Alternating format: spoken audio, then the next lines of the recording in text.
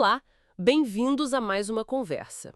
Hoje a gente vai mergulhar num capítulo muito rico. Lucas, capítulo 10. Olá, sim, um texto fundamental. A gente tem aqui uma narração e um estudo focado na parábola do bom samaritano para nos guiar. Isso.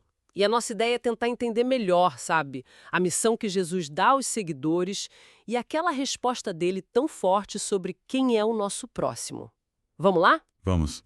É fascinante como tudo se conecta nesse capítulo. Começa logo com Jesus enviando 72 seguidores. Sempre de dois em dois, né? Exato. Uma estratégia interessante, talvez para apoio mútuo, testemunho duplo. E as instruções são bem específicas, né? Viajar com pouca coisa, sem bolsa, sem sacola, sem sandálias extras. Foco total na missão. Uhum. Sem distrações, nem mesmo as saudações demoradas pelo caminho. A urgência do reino, né? E a ordem era clara: oferecer paz, aceitar a hospitalidade onde fossem bem recebidos, curar os doentes e, claro, anunciar. O reino de Deus está próximo. Mas também tem o outro lado. Os avisos são bem sérios para cidades que, apesar de verem os milagres, não se arrependeram. Corazim, Betsaida. Cafarnaum também. A mensagem é direta. Rejeitar os enviados era como rejeitar o próprio Jesus. E, por extensão, a Deus que o enviou. Forte isso. É uma responsabilidade enorme, tanto para quem envia, quanto para quem recebe a mensagem. Aí os 72 voltam. E voltam super animados, né? Senhor, até os demônios se submetem a nós em teu nome. Pois é, estão eufóricos com esse poder. Mas o que eu acho muito interessante assim é a resposta de Jesus. Ele não diminui a experiência deles, mas redireciona o foco. Como assim? Ele diz para não se alegrarem só porque os espíritos se submetem, mas sim porque os nomes deles estão escritos nos céus. A alegria fundamental é a da salvação, não a do poder ou do fenômeno. Faz todo sentido. É uma questão de perspectiva, né? O que realmente importa no final. Exatamente. E logo depois tem aquele momento lindo que Jesus exulta no Espírito Santo e agradece ao Pai por revelar essas coisas aos pequenos, aos simples, e não aos sábios e entendidos segundo os padrões do mundo. É nesse clima, então, de retorno, de alegria e dessa reflexão sobre o que é essencial que aparece uma figura, um perito na lei. Sim, um doutor da lei. E ele chega com uma pergunta crucial, talvez até para testar Jesus, como o texto sugere. Mestre, que farei para herdar a vida eterna? Uma pergunta fundamental. E Jesus, em vez de dar uma resposta pronta, devolve a questão para ele, né? O que está escrito na lei? Como você lê? Uma ótima estratégia pedagógica, aliás. Faz o interlocutor buscar a resposta em sua própria tradição.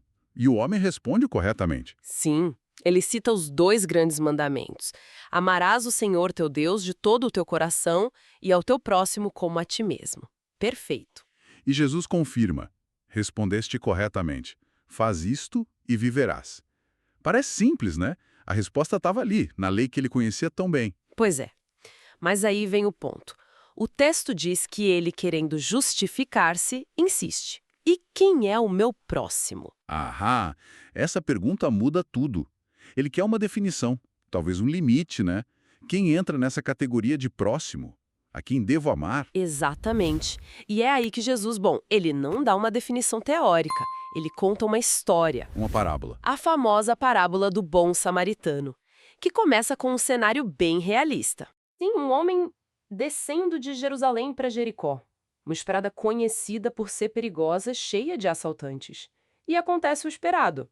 Ele é atacado, espancado, roubado e deixado quase morto na beira do caminho. Uma situação de vulnerabilidade total. E aí passam as figuras religiosas. Primeiro, um sacerdote. Vê o homem caído, mas passa pelo outro lado da estrada. Depois um levita, também ligado ao serviço do templo. Mesma reação. Vê e segue adiante. Figuras que, pela lei que o perito acabou de citar, deveriam demonstrar compaixão, né? Mas não o fazem. Exato. A ironia é palpável. Representantes da religião organizada falham justamente no mandamento central. E então, quem aparece? Um samaritano. E aqui precisamos lembrar o contexto, né? Judeus e samaritanos não se davam bem. Havia uma hostilidade histórica, religiosa. Sim, eram vistos com desconfiança mútua. considerados quase como hereges ou estrangeiros uns pelos outros, o que torna a ação dele ainda mais impactante. Totalmente. Porque esse samaritano, ao contrário dos outros, o texto diz que ele viu e teve compaixão. Ele não desvia. Ele se aproxima e age.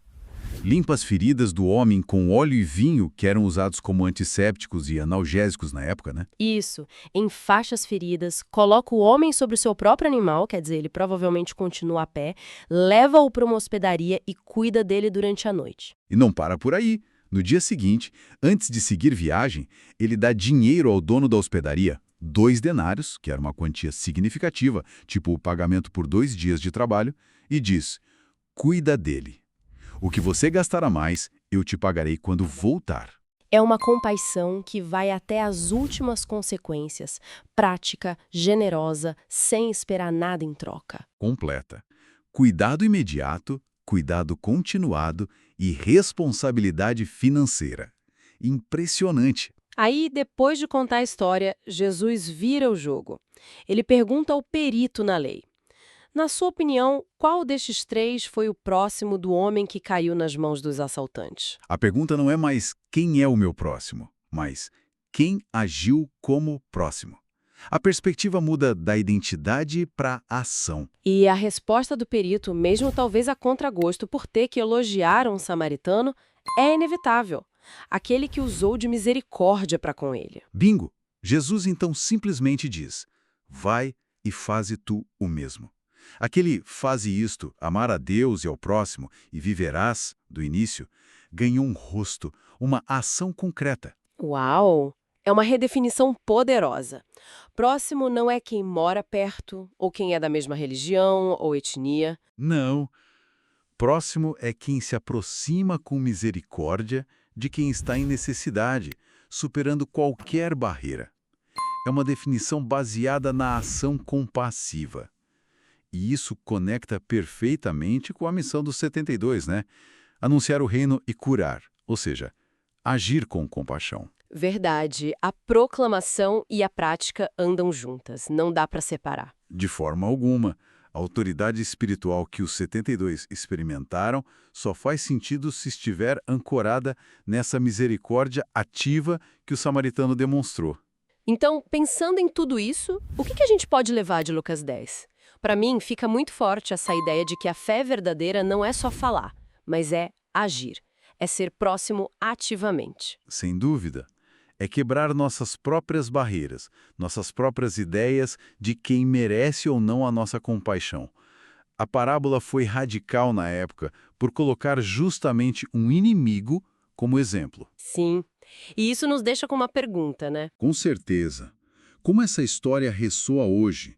Como ela nos desafia a olhar para além dos nossos círculos, das nossas tribos, e realmente ver e agir como próximo para aqueles que a sociedade talvez marginalize ou simplesmente ignore. Fica aí a reflexão. Se você gostou desse vídeo, digite amém.